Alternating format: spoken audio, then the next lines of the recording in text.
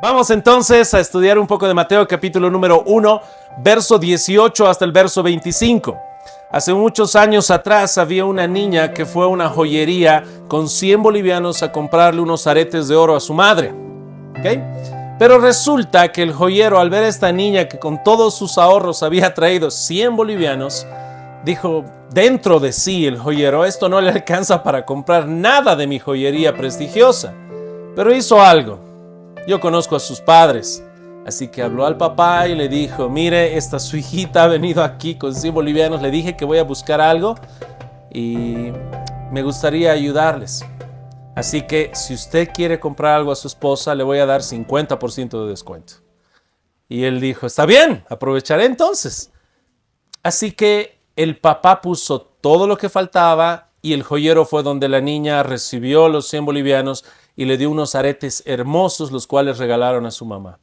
¿Por qué te cuento todo esto? Porque en el momento en el cual la niña trajo algo tan hermoso, la mamá estuvo muy feliz, pero tú y yo sabemos qué sucedió en ese momento, en la Navidad o cumpleaños, cuando se le regaló semejante joya.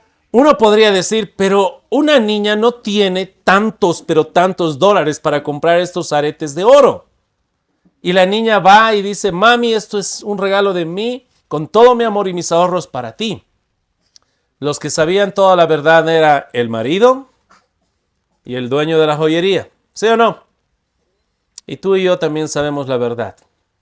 Hay un corazón muy bueno de esta niña que no puede comprar esas joyas. No está en su capacidad.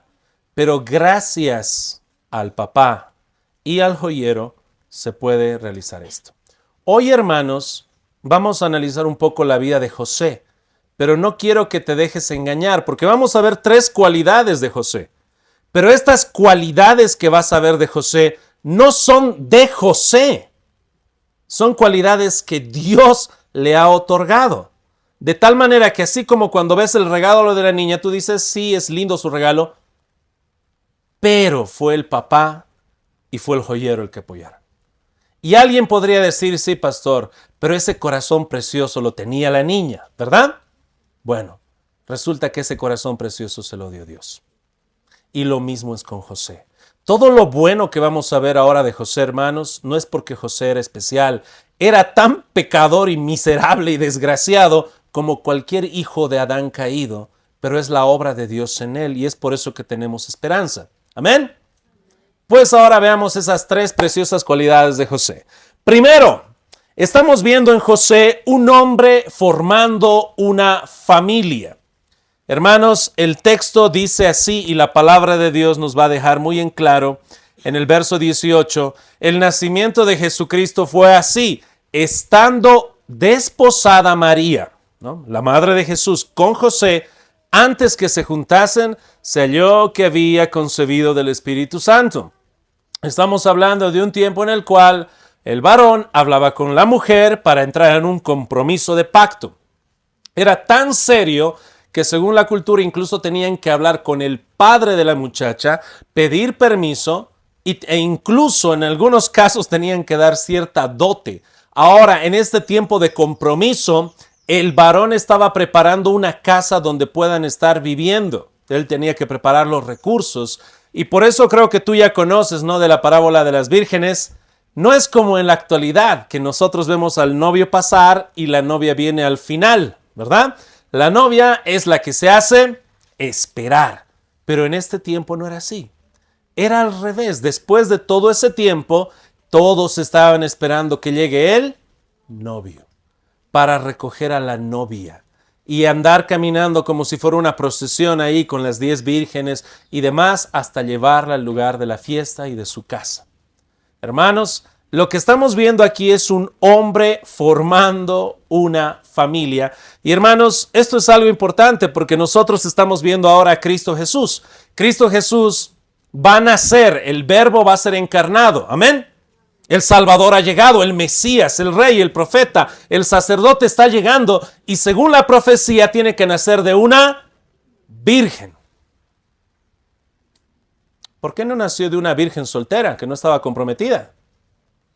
¿Por qué tuvo que nacer de una virgen que estaba ya en ese compromiso. Todavía no se habían casado oficialmente, todavía no habían tenido intimidad, pero este era un compromiso muy serio y ella seguía virgen.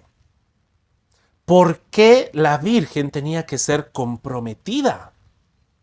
Podía ser una virgen soltera y podía haberse criado Cristo sin un papá, por así mencionarlo, adoptivo, o un papá según la cultura que lo iban a estar viendo a él como si fuera su papá adoptivo. ¿Por qué no nació simplemente de una virgen soltera? Dios tenía planificado que el mismo Mesías se críe con un papá y con una, aunque sea su padrastro. Vemos un poquito de lo que es el gran valor de la familia. Ahora en la actualidad, donde hay muchas mujeres que dicen, yo voy a tener a mi hijo aunque no tenga papá. Yo sé que hay ocasiones en las cuales puede pasar eso, algún accidente, muere el papá, pero no es algo que se debe buscar.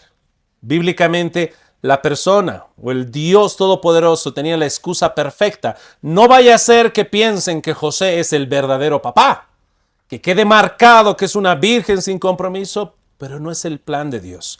El plan de Dios es que el mismo Mesías pueda tener una madre y un papá, aunque adoptivo, pero un papá. Así que hermanos, estamos viendo aquí en José un cuadro muy hermoso de alguien que está con todo el compromiso también. Él está decidiendo formar una familia, hablar con una mujer, tomar el riesgo de que pueda haber un rechazo, pero él está ahora en un compromiso. Este es un compromiso muy, muy serio, tan serio en ese tiempo que si puedes leer, dice la palabra de Dios, el verso 19, José ¿su qué? Su marido. ¿Por qué dice su marido, pero todavía no se habían casado? Porque el compromiso que tenían en ese tiempo era como si estuvieran casados. No había intimidad física, no vivían juntos, pero era un compromiso tan serio que ya se le llama su marido. Era tan serio que incluso si había adulterio, podía apelarse a la ley donde tenía que apedrearse a la persona que había sido adúltero o adúltera. Era un compromiso muy serio. Pero hermanos, una vez más, José está buscando formar una familia, está desposado con una joven llamada María. Involucra, hermanos, esto responsabilidad. Él tiene que estar trabajando, velando por una familia, velando por su futura esposa, velando más adelante por los hijos que va a querer tener. Y por si acaso, hermanos, si ustedes luego ven más adelante qué pasa con Jesús, cuando Jesús nace y lo llevan al templo, van a ofrecer un sacrificio que era el sacrificio más pobre, por así mencionarlo, para personas que no tenían muchos recursos. No sacrifican un becerro ni un cabrito, sino ofrecen palominos, que era uno de los sacrificios que se tenían que hacer con todo el corazón para personas que no tenían recursos. Era un hombre en que tenía todo el compromiso de formar una familia. Esto, hermanos, es algo que debemos marcar. Ya que el problema que tenemos en la actualidad es que debido a nuestra naturaleza pecaminosa, debido a ser hijos de Adán, ahora tú ves en la sociedad qué tipo de cultura se está formando. Una cultura donde a mis queridos hermanos varones se los busca que sean niños lo más que se pueda. Que sean niños hasta sus 21 años y después de niños entren a una adolescencia eterna hasta que se sigan en la casa 35, 40 años. Y hermanos, lo que Dios ha estado buscando siempre son varones comprometidos que puedan formar una familia, que puedan ser esposos, que puedan ser padres y a futuro sean abuelos. Pero ¿qué es lo que la cultura está enseñando, queridos hermanos, el día de hoy? A los varones le dicen, no te cases, primero tienes que sacar tu licenciatura. No te cases, después tienes que hacer tu maestría. No te cases, luego tienes que hacer tu doctorado. No te cases, ahora tienes que disfrutar antes de casarte, como si el matrimonio fuera tu purgatorio. ¿Qué está haciendo José? Está buscando formar una familia. ¿Cuántos años tenía María, hermanos, cuando está decidiendo en este momento ya entrar a un compromiso para matrimonio? Por favor, hermana, que no se te caigan tus pestañas si escuchas la edad. ¿Cuántos años tenía? 15, 14. Y sí, hermanos, Probablemente tenía entre 13 a 16 años. No quiero hacerles asustar, hay alguna señorita aquí de 13 a 16 años. Están por si acaso adentro algunos de los adolescentes. ¿Y por qué tan temprano? Había varias razones, desde razones incluso sociales. Recuerda que la expectativa de vida era también más corta, la gente moría muy temprano, 35 años, muchos 40 años a veces ya fallecían, había pestes, había enfermedades, así que muy pronto tenían que casarse, muy pronto tenían que tener hijos, porque también muchos de los niños fallecían. Ahora, hermanos, retomando el tema, ves un varón que quiere formar una familia y esto es algo muy bueno. En medio de una sociedad caída que por Adán, el egoísmo está formando niños caprichosos que quieren postergar la responsabilidad de tener una familia. Y espero, hermanos, que el día de hoy podamos motivar a los hermanos jóvenes a que puedan casarse. Pablo estaba recomendando, hemos hablado un poquito de esto el día jueves, mejor es casarse que estarse quemando. ¿Y qué es lo que te dice el mundo? El mundo te dice mejor es estarse quemando. Y es por eso también que no te quiero asustar, pero si tú sabes un poco de cultura general, sabes que en Cochabamba hay muchos lugares de prostitución que son simplemente templos al ídolo de la fornicación. ¿Y por qué hay tanto de eso? Porque hay una abundancia de hombres que no quieren ser hombres. Una abundancia de hombres que no quieren ser responsables formando una familia, que no luchan por una familia, que algunos hasta abandonan su hogar y en vez de luchar por una familia, deciden ir al templo del ídolo de la fornicación. Es por eso que es muy importante que veamos que José está formando una familia. María, teniendo una edad tan joven, está buscando formar una familia. Y nosotros tenemos que decir amén, gloria a Dios por hombres y mujeres que quieren formar una familia. Amén, hermanos. Cuando tu hijo y tu hija te digan entonces quiero casarme, él te va a recordar que has dicho amén en el culto del 22 de diciembre. Mamá, ¿te acuerdas que has dicho amén? Sí. Ok, tengo buenas noticias para ti. Si es en el Señor, con un hombre que ama a Dios, responsable, sentite obviamente bien y con gozo en tu corazón. Así que hermanos, ¿qué es lo que debemos hacer? Tenemos que buscar y animar a los jóvenes, a los solteros que puedan casarse, que puedan formar una familia. Eso es algo que debemos animarles con todo nuestro corazón, que lo hagan bien, que lo hagan para la gloria de Dios. Perdón, y también a los que ya están casados, pastor, ¿qué hacemos? Bueno, hermano, mira lo que está haciendo José, formando una familia. El formar una familia no se termina cuando te casas. El formar una familia empieza una carrera diferente cuando te casas. Tienes que pasar tiempo con la esposa, tiempo con los hijos, y esa es tu prioridad. ¿Cuál es tu prioridad?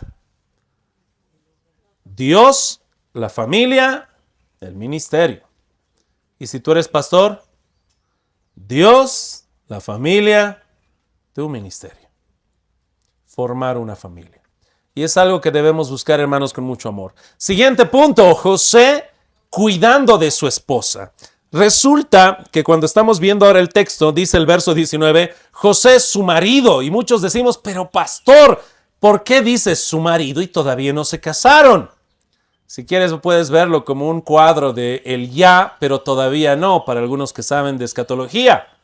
Ya es su marido, pero todavía no se han casado porque están en ese compromiso serio, tan serio que si él o ella caen en adulterio, según la ley, podrían apedrearlo. Y ya se le llama su marido. Ya, pero todavía no están casados. Y hermanos, en este momento en el cual ahora él se entera que esta muchacha está embarazada y él no ha hecho nada, quiero que veas por un momento con ojos terrenales como él ha visto. Yo la amo, me quiero casar con ella, quiero formar una familia, estoy sudando la gota gorda de sudor por amor a ella y ahora ella está embarazada. Puedes solamente imaginarte el corazón partido. de este hombre. Totalmente destrozado. Pero ¿sabes qué? En vez de él levantarse en su ira, en su depresión y decir que muera apedreada, dice que él era justo, mencionando que él era salvo. El Espíritu Santo ya estaba obrando en él. Y es por eso que dice, José su marido, como era justo, no quería infamarla, quiso dejarla secretamente. No quiero hacerle daño. Vamos a proceder al proceso adecuado de separarnos, pero secretamente. No quiero que haya ningún daño a ella. Hermanos, ¿quieres que te recuerde lo que ha sucedido en el libro de Génesis? Porque en Génesis vemos un poquito de lo que es nuestra naturaleza caída. Había un hombre llamado Judá. Y resulta que Judá, después de una historia larga que tenía una yerna, ¿no? Se había casado con su hijo, pero sus dos hijos habían muerto. Él pensaba, esta es la mujer de la mala suerte, la viuda negra. Si le doy a mi siguiente hijo pequeñito, también se morirá. Al final trata de evitar esa boda. Y su yerna. No estamos hablando cosas muy piadosas. En Génesis suceden cosas muy oscuras por la naturaleza pecaminosa. Ella se disfraza de prostituta. Y Judá, su suegro, llega a embarazarla, sin saber que era su yerna. Meses pasan y le dicen a Judá, Judá, tenemos un informe, tu yerna está embarazada. ¿Sabes qué hace Judá en ese momento? Después pueden buscar en su casa, es Génesis 38. Dice el texto que en el momento que escuchó que ella estaba embarazada, dijo, sacadla y quemadla. Y cuando iban a hacer eso, ella dijo, está bien, pero quiero que sepan quién es el padre. Y saca las pruebas de que el padre era el que era su verdugo. Y ahí obviamente no la ejecutan y sale a la luz toda la hipocresía de Judá. ¿Qué hizo José? ¿Qué hizo José, hermanos? ¿Dijo, sacadla y quemadla? No. Era justo y no quería infamarla. Y estamos hablando de la ascendencia del Mesías que viene desde Judá. Este era un hijo de Judá, pero es por la gracia de Dios que ahora está cuidando a su esposa.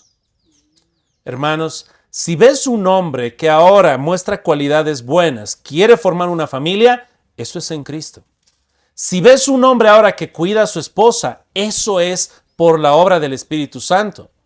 Porque por la caída nosotros tenemos ese serio problema, hermanos. Resulta que Adán tenía que ser el protector del huerto y el protector de su esposa. Pero por la caída, por el pecado, resulta que él se convierte en el acusador de su esposa.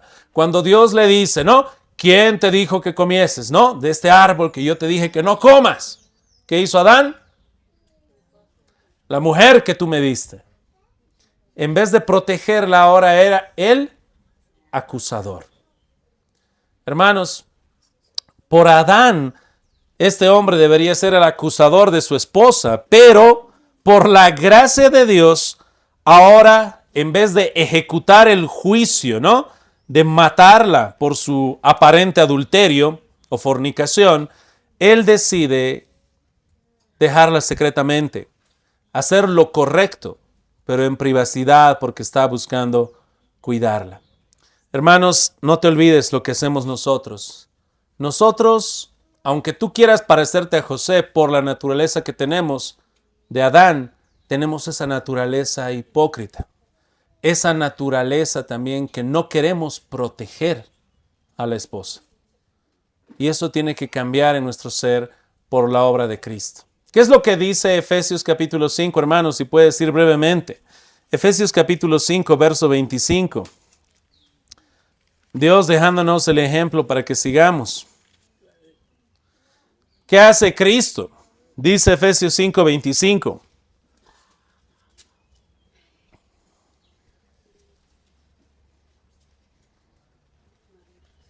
Maridos, amad a vuestras mujeres, así como Cristo amó a la iglesia y se entregó a sí mismo por ella. Y ahora te das cuenta, hermanos, hermano, te das cuenta cómo Cristo es este perfecto marido que cuida a su iglesia y ofrece amarla y dar su vida por ella. Cristo y la iglesia. Cristo es el novio, Cristo es el marido y su esposa es la iglesia. Y ahí te está diciendo ahora a los maridos que están aquí, ¿no? Tenemos que amar a nuestras esposas como Cristo amó a la. Seamos un poco honestos, hermanos. ¿Está sucediendo así en la actualidad? ¿Eso es lo que tú ves en abundancia? En la abundancia en el mundo, ¿ves eso? Un hombre que ama sacrificialmente a su esposa tanto, pero tanto, que ofrece dar todo por ella, incluso hasta su vida.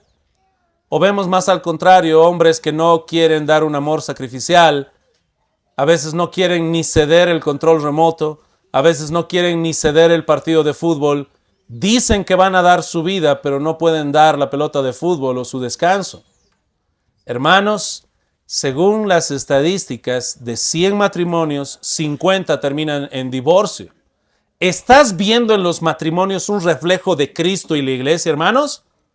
No, porque somos una generación, somos hijos de Adán. No ves eso, ves egoísmo, ves que el hombre se quiere poner sobre la mujer, prefiere sacrificarla a ella en vez de él sacrificarse. Si hay una discusión, ¿a quién hay que dar preferencia? Y el hombre debería ser el primero en dar la preferencia a su esposa. Hermanos, algo que quisiera mencionarles es lo siguiente. Ya que estamos hablando de que tenemos que reflejar en nuestros matrimonios el amor de Cristo y obviamente a su iglesia, la pregunta es esta. En tu escatología, hermano, ¿eres optimista o un poco pesimista? Algunos que conocen las tres posturas escatológicas, amilenial, postmilenial, premilenial, histórico. Y últimamente muchos están optimistas y eso me gusta, está bien. Yo también soy un amilenialista optimista. ¿Tu matrimonio muestra ese optimismo, hermano? ¿O en tu matrimonio estás mostrando un pesimismo? ¿Qué muestra tu matrimonio del amor de Cristo a la iglesia?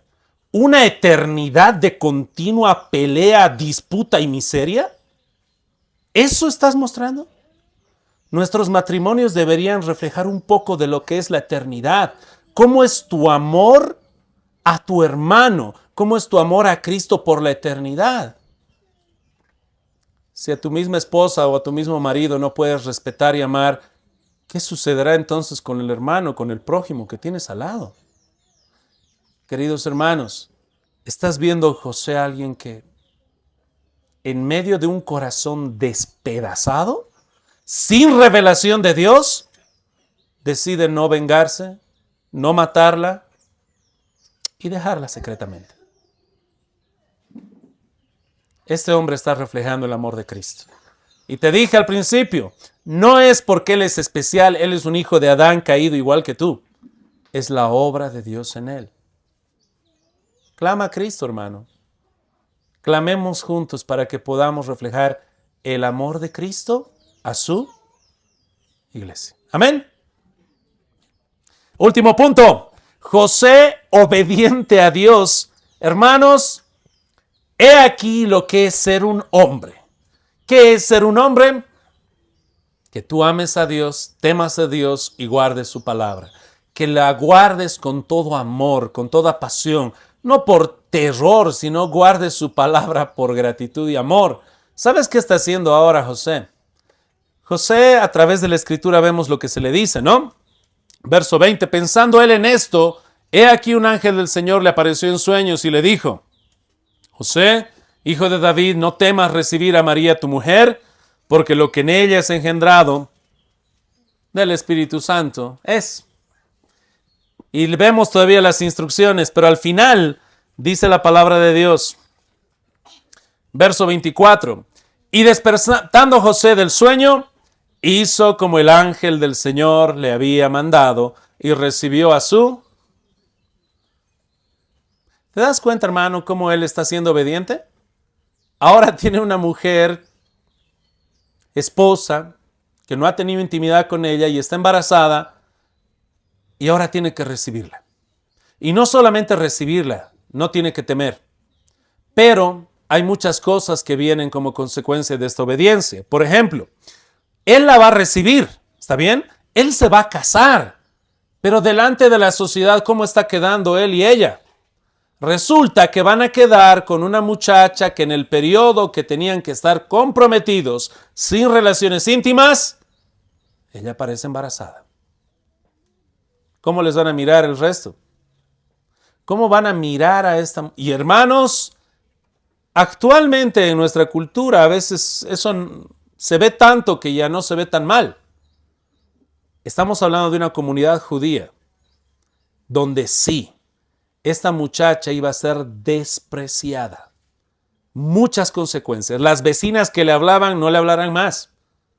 Era prácticamente una vida en la cual le iban a estar separando. Y obviamente él tiene que ser valiente, obediente.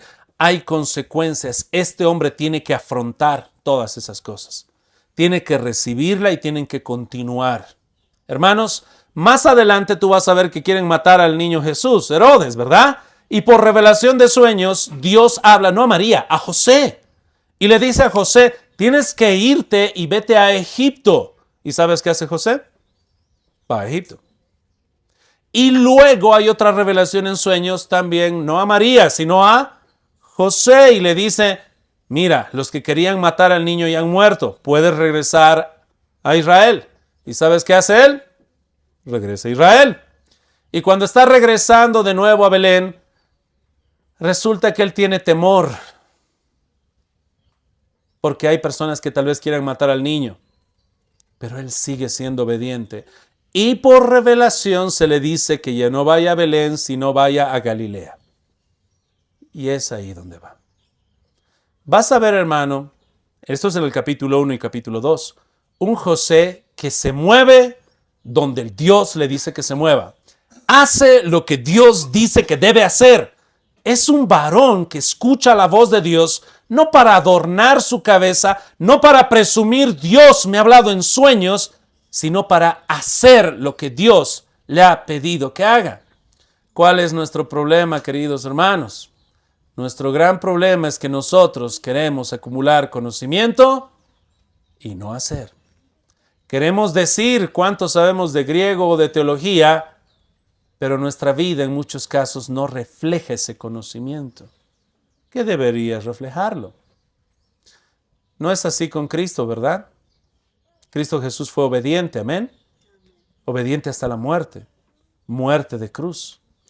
Nosotros hablamos de la obediencia de Cristo entre la obediencia pasiva y la obediencia activa. ¿Cuál es esa obediencia pasiva y activa? La obediencia pasiva se le llama así porque es ese cordero manso, sin mancha, que va hasta la cruz para morir. Y la obediencia activa es Cristo. Desde que nació hasta que murió, llevó una vida perfecta, sin mancha, ningún pecado, en obediencia completa, y por eso el Padre en medio del bautismo puede decir, este es mi Hijo amado en quien tengo complacencia. Hermano, ¿tú quieres complacer al Padre? Solamente en Cristo. Si tú quieres justificarte con tus buenas obras, hermano, estás perdido, porque la Biblia dice que tus buenas obras son como trapo de inmundicia. Hermano, ¿tú crees que vas a poder complacer con tus obras a Dios para salvación? Estás perdido. Esa acumulación de trapos de inmundicia no van a ser las cosas limpias. Tú necesitas de Cristo, aquel que cumplió toda obediencia, pasiva y activa. Y Dios obviamente va a mirarte y decirte, hallo mi complacencia en ti, porque tú estás en Cristo. ¿Está bien? Ahora, ¿qué es lo que tenemos que ver, hermanos? El problema que tenemos, como te dije, es que somos hijos de Adán. En nuestra naturaleza caída queremos saber mucho y vivir poco. Y ahí está Cristo. Si tú estás en Cristo, hermano, en un proceso de santificación, ahora estás tú tú y yo para que podamos leer la palabra y vivir la palabra. Pero esto solamente es en Cristo, hermanos. Nuestro llamado es ahora a cuidar a nuestras esposas, a cuidar a nuestras familias, es a obedecer la palabra de Dios. Amén, hermanos. Y la palabra de Dios es muy clara. A veces nosotros decimos, pastor, yo quiero cumplir la voluntad de Dios, pero ¿cuál es la voluntad de Dios? Primero déjame decirte que esa pregunta es muy mala. ¿Por qué? Porque la sabiduría, hermano, no es secreta. Si tú lees Proverbios vas a enterarte de eso, ¿no? Dice, la sabiduría clama en las calles.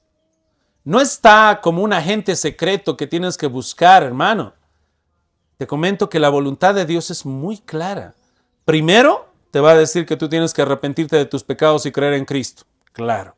Segundo, una vez que tú has creído en Cristo, la voluntad de Dios es que prediques el evangelio y hagas discípulos. Claro como el agua. ¿Lo estás haciendo? Tercero, has creído en Cristo, estás predicando, haciendo discípulos. La Biblia dice que tienes que ejercer tus dones. ¿Lo estás haciendo? Pues deberías. ¿Te diste cuenta que no es muy secreto? Si tú haces esas cosas, hermano, que son parte de tu llamado y guardar obediencia, en el camino Dios te va a ir revelando obviamente más cosas y mostrando a través de su palabra qué hacer. Pero hermanos, tenemos que vivir en esa obediencia. Miremos a José como alguien que obviamente está cumpliendo la palabra de Dios. No es porque él es especial, te vuelvo a decir. Pero pastor, se lo ve. No sé cómo él tomó estas decisiones. Una mujer embarazada que no es su esposa, él no la embarazó. Y ahora tiene que casarse, vivir con ella, confiando en lo que Dios le ha dicho. Okay. Cambiarse de donde está a vivir a Egipto, cambiar de país, de nación.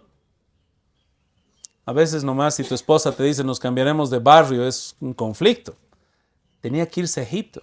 De Egipto tenía que volver. Hermanos, ¿cuántas decisiones tan serias ha tomado confiando en Dios? Y ahora, hermanos, también te toca confiar en Dios. Y eso no es por tu poder, sino va a ser por la obra del Espíritu Santo. Quiero que vayas a un Salmo 119, y leas un versículo que me gustaría que sea tu oración en un futuro.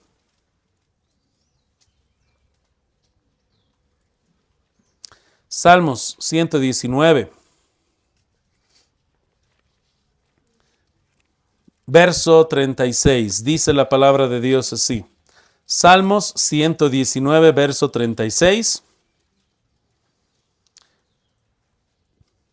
¿Estás ahí? Ok. Inclina mi corazón a tus testimonios y no a la avaricia. No sé si estás prestando atención cuál es esta oración que está teniendo el salmista. Dice una vez más, inclina mi corazón a tus testimonios. ¿Te das cuenta, hermano, cómo el salmista está pidiendo, Señor, si somos honestos, mi corazón está más inclinado a la avaricia y a la maldad que a tu palabra. Quiero hacer mis caprichos. Analizo mis decisiones pasadas y veo cómo decido por miedo, por terror, por avaricia. Mis momentos de oración, pedir no hay. Señor, inclina mi corazón a tu palabra, a tus dichos, a tu ley. Tu oración, hermano, tiene que ser esa. Señor, haz eso en mí. Que mi corazón se incline a guardar tu palabra. Hermano, una vez más, este hombre José, con estas cualidades, no es especial. Es la obra de Dios en él. Y es por eso que si quieres replicar y decir quiero seguir ese ejemplo, solamente se halla en Cristo. Que tú puedas clamarle a Él y pedirle, Señor, quiero seguir este ejemplo de José. Alguien que busca formar una familia y tomar decisiones muy importantes. Por si acaso, algo para mencionarte es lo siguiente. Tú y yo sabemos que José no era un hombre muy adinerado. José y María. Ya te hablé un poco de su sacrificio, que no era un becerro ni era un cabrito. También tú sabes que cuando estaban de viaje en Belén no había lugar para ellos, ¿verdad? En la posada, en ningún lugar. Así que ¿dónde nació Cristo? Donde comen los animales. Pero tal vez tú sabes, en Mateo, más adelante, en el capítulo 13, se nos dice que tuvo una familia grande. Mateo 13, si puedes ir brevemente, hermano. Mateo 13, verso 55. Mateo 13, 55. ¿No es este el hijo del carpintero? Por si acaso esta pregunta no es una pregunta que busca averiguar más de Jesús. Es una pregunta con saña. Es una referencia como si quisieran burlarse y menospreciar a Cristo, ¿no? ¿No es este el hijo del carpintero? ¿No se llama su madre María y sus hermanos Jacobo, José, Simón y Judas? ¿Cuántos hermanos tenía Jesús o medios hermanos? 4 varones. Que más adelante luego tuvo José y María. ¿Cuántos varones? ¿Y qué dice el texto? ¿Y no están todas sus hermanas con nosotros? O sea, 4 varones y ¿cuántas mujeres? Primero dice en plural, ¿no? Así, tal, mínimo 2. O tal vez más. ¿Cómo es que José tuvo tantos hijos si era tan pobre? Si no tenía para el sacrificio del cordero ni un becerro. ¿Te das cuenta, hermanos? La gran prioridad que se le daba a la familia antes que a los recursos. Se debía proveer, claro que sí. Pero no eran lujos. Había un gran peso por formar una familia. No quiero, hermano, pinchar mucho en esa área, pero si el gobierno mejorara, la política, todo estuviera bien y te dijeran a todos los ciudadanos de Bolivia, por cada hijo que tengan les vamos a dar $10,000 y les vamos a pagar todo. Las casas estarían llenas de avaricia.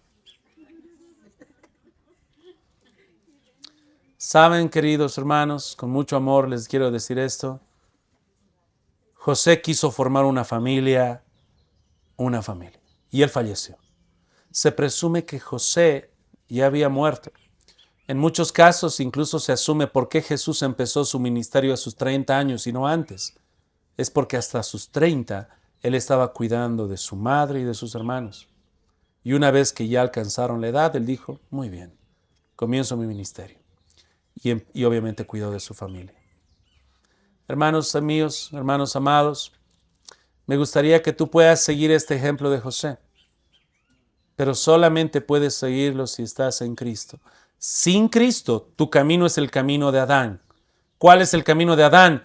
Egoísmo. Formar una familia no, es un estorbo al final. Cuidar de mi esposa, nada de cuidar a mi esposa. Yo me pongo sobre cualquier cosa. Y no solamente eso, sino lo que te mencioné. Nuestros matrimonios tienen que reflejar a Cristo y la iglesia. Y finalmente, caminos de obediencia. ¿Queremos ser obedientes, pastor? Amén. Pero te comento que tu mayor enemigo de obediencia eres tú mismo. Tu naturaleza pecaminosa y tu carne. Clama al Señor. Señor, inclina mi corazón a tu palabra. Que esa sea tu oración. Señor, inclina mi corazón a tu palabra. Que tú hagas esa oración significa que tú reconoces ya que tu corazón está inclinado a lo contrario. Y hermano, haz todo eso por amor. No lo hagas por terror a Dios. Hazlo por gratitud. Porque Cristo te ha amado hasta la muerte, una muerte de cruz. Él te ha dejado el ejemplo. Y espero que lo podamos hacer juntos por amor a Dios. Amén.